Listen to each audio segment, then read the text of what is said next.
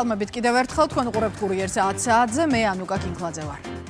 ქართული ოცნება BBC-ს წინააღმდეგ სამართლებრივი პროცესი დაწყებულია. ამ ეტაპზე საჩივარი უშუალოდ ბრიტანეთის მაუწყებელშია შესული. იმ შემთხვევაში თუ BBC საჩივრით გათვალისწინებული მოთხოვნების დაკმაყოფილებაზე უარს იტყვის, პროცესი გაერთიანებული სამეფოს კომუნიკაციების კომისიაში, შემდეგ ადგილობრივ სასამართლოსა და არ არის გამორიცხული ევროპის ადამიანის უფლებათა სასამართლოშიც გაგრძელდეს. ქართული ოცნება BBC-სგან დაუსაბუთებელი და ცილის მწამებლური რეპორტაჟის ყველა პლატფორმიდან აღებას და საჯაროდ ბოდიშის მოხდას ითხოვს. მართველი გუნდი ეჭვობს, რომ BBC-ს მიერ მომზადებული ეგრეთ წოდებული საგამოძიებო ფილმი პოლიტიკური კამპანიის ნაწილიც იყო. საქართველოსთან მიმართებაში ესეთი აგდებული დამოკიდებულება აქვს და თანაც კონკრეტულ მიზანს ემსახურება. არ არსებობს სიუჟეტის ის ნაწილი, რომელიც თითქოს და ლაბორატორიული კვლევის პროცესს აშუქებს. და რეალობაში თავადაც კარგად იციან, რომ ეს არის პოლიტიკურად ანგაჟირებული გარკვეულ ბოროტ მიზანზე გათვლილი სიუჟეტი. საქართველოს იმედი აქვს, რომ სამართლებრივ სივრცეში კიდევ ერთ დამაჯერებელ გამარჯვებას მოიპოვებს. უხედავთ იმისა, ქართული ოცნება შეიტანს საჩივარს, არჩევს BBC-სგან მოითხოვს ბოდიშის მოხდას, შედეგი იქნება ის, რომ საერთაშორისო გამოძიება შედგება და აუცილებლად ყველა დამნაშავე დაისჯება. BBC-ს აქვს კარგი შანსი, რათა დაამტკიცოს, რომ იგი ერთგულია იმ თავისი რეგულაციების და იმ თავისი პრინციპების, რომელიც იცავს სიტყვის თავისუფლებას და უზრუნველყოფს მოსახლეობისათვის პირუთვნელი და რეალური ინფორმაციის მიწოდებას. ეს არის ერთგვარი ლაკმუსის ქაღალდი, ერთგვარი ტესტი იმისათვის, რომ შემოწმდეს ეს რეგულაციები ვრცელდება ყველაზე განურჩევლად, კანონი ნამდვილად უზენაესია მათთვის, თუ მათთვისაც ამოსავალი წერტილი პირადი პოლიტიკური სიმპათია და ანტიპათია. ევროკავშირის წარმომადგენლობა ამ დრომდე არ აკეთებს განმარტებებს საქართველოს დროშის დღესთან დაკავშირებით მომზადებულ ვიდეო რგოლზე. რამდენიმე წამიან კადრებში ჩანს საქართველოს დროშა საპროტესტო აქციებზე, რასაც ქართული ოცნება ძალადობრივი პროტესტის წახალისებად აღიქვავს.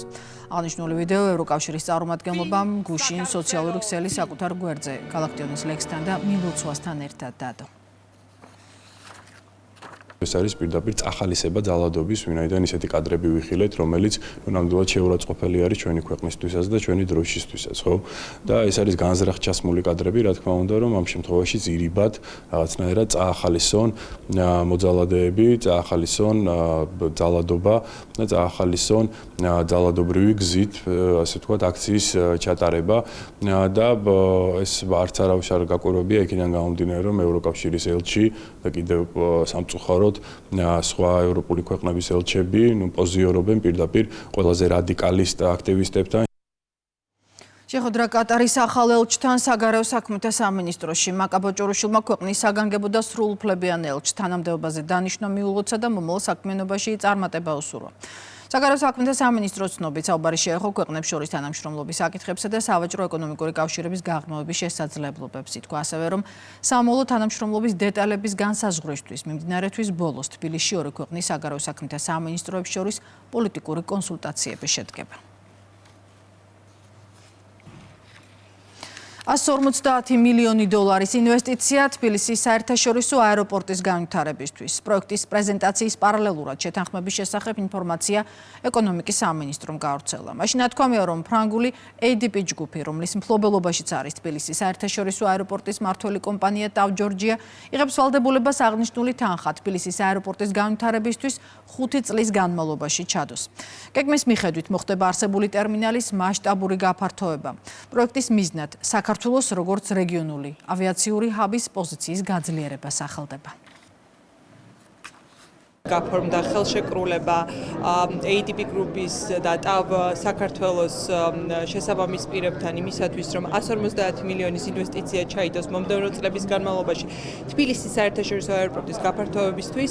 ძალიან მნიშვნელოვანია ის ციფრები, რაც ზოგადად ავიაციო სექტორში გვაქვს და ჩვენ 2025 წელი გვქონდა ყველა მიმართულებით რეკორდული ამ მხრივ და გამოვყოფდი, რა თქმა უნდა, სამივე აეროპორტი მოემსახურა დაახლოებით 8,5 მილიონი გზავრს შესაბამისად შესაბამისად ეს ციფრები გვაძლევს იმის თქმის საშუალებას, რომ აუცილებელია თბილისის საერთაშორისო აეროპორტის გაფართოება აღნიშნული ინვესტიციით გაორმაგრდება გზავნაკადით. ხანგრძლივ პერიოდში თბილისის საერთაშორისო აეროპორტში როგორც ინფრასტრუქტურული პროექტები, ასევე ტერმინალის შიგნით სერვისები გაუმჯობესდება.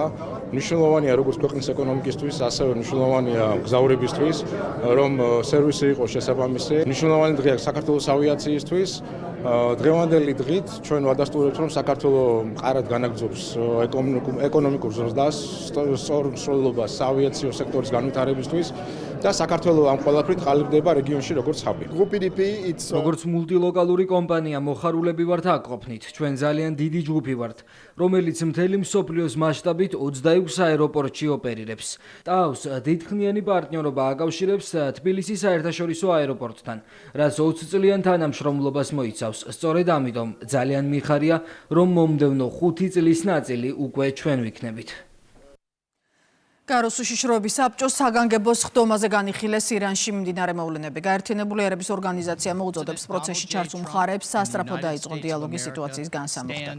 გაროს მოწოდებების ფონზე შტატები ირანში პროტესტის ჩახშობაში პასუხისმგებელ პირებს ასანქცირებს. სახაზინო დეპარტამენტის მიერ გავრცელებულ ინფორმაციაში ნათქვამია, რომ სიაში მოხვდა ირანის უმაღლესი ეროვნული უშიშროების საბჭოს მდივანი და კიდევ 17 პირი. მათ ვაშინგტონი ირანის ნავთობისა და ნავთობქიმიური პროდუქტების საერთაშორისო გაყიდვიდან შემოსავლების გათეთრებაში სტებს ბრალს. ირანთან მიმართებით ტრამპის პოზიციაზე ჟურნალისტების მიერ დასმულ შეკითხვებს უპასუხა თეთრი სახლის პრესპიკერმა. კითხვაზე აპირებს თუ არა დონალდ ტრამპი ირანის ხელისუფლებას სამხედრო გზით დაუპირისპირდეს და შეასრულოს დემონსტრანტებისადმი მიცემული სიტყვა. კეროლაინ ლევინტი პასუხობს, რომ პრეზიდენტი მოვლენების განვითარებას ელოდება და მისთვის ყველა შესაძლო ვარიანტი კვლავ მაგიდაზედებს. ტრამპის მთავარ მოთხოვნას სიკვდილით არავინ დასაჯონ, ოფიციალური თეირანი ამ დროისთვის ასრულებს.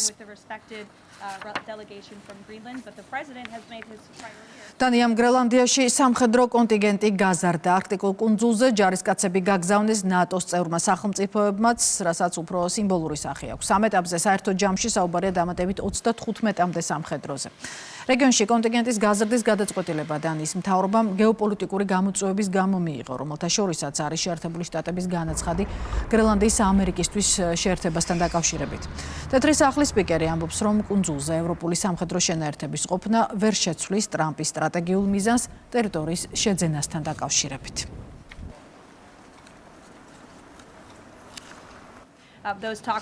ჯილდო ვანდალების მხილების სანაცვლოდ შეერთებული შტატების გამოძიების ფედერალური ბიურო $100,000 თავაზობს მათ, ვინც ბიუროს კუთვნილი რამდენიმე ავტომობილის დამზიანებლის შესახებ ინფორმაციას მიაწვდის.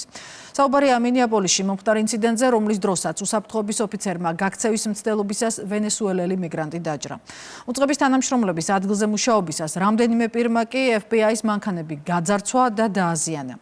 თუ თქვენ ზიანს მიაყენებთ სამართალდამცველებს, გაანადგურებთ ფედერალურ საკუთრებას, FBI დაუყოვნებლივ დაიწყებს დევნას, გიპოვით და კანონის სრული სიმკაცრით გაგებინებთ პასუხს, წერს უწყების ხელმძღვანელი სოციალურ ქსელში.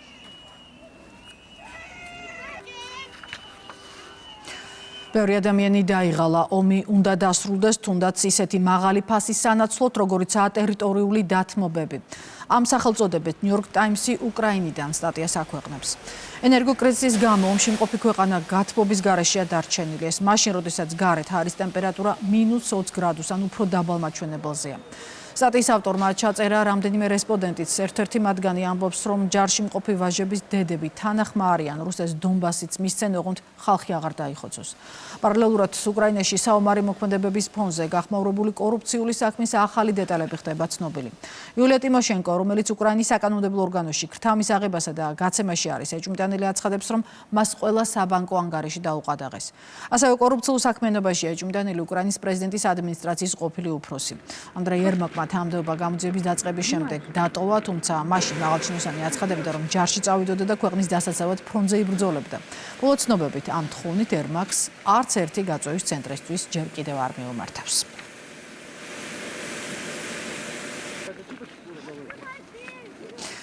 საქართველოს ნაკრების წევრები ფიგურულ სრიალში ევროპის ჩემპიონები გახდნენ. ანასტასია მეტელკინა და ლუკა ბერულავა ინგლისის ქალაქ შეფილდში მიმდინარე შეჯიბრში მოკლე პროგრამის შემდეგ პირველ ადგილზე იყვნენ.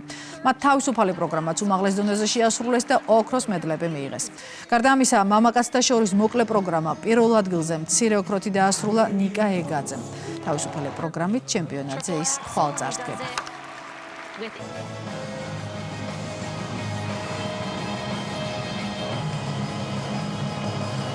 და სპორტის კიდევ ერთი სახეობა, სადაც ჩვენებმა ევროპის ჩემპიონატზე წარმატებას მიაღწიეს, ეს წყალბურთია. სერბეთის დედაქალაქ ბელგრადში მიმდინარე შეჯიბრზე საქართველოს ნაკრებმა სლოვენია დაამარცხა და მეორე ეტაპის აგზური მიიღო. მატჩი ქართველებმა დამაჯერებლად მოიგეს და 22-11 გაიმარჯვეს. ქართველი წყალბურთელები ხვალ იტალიის ნაკრებს დაუპირისპირდება.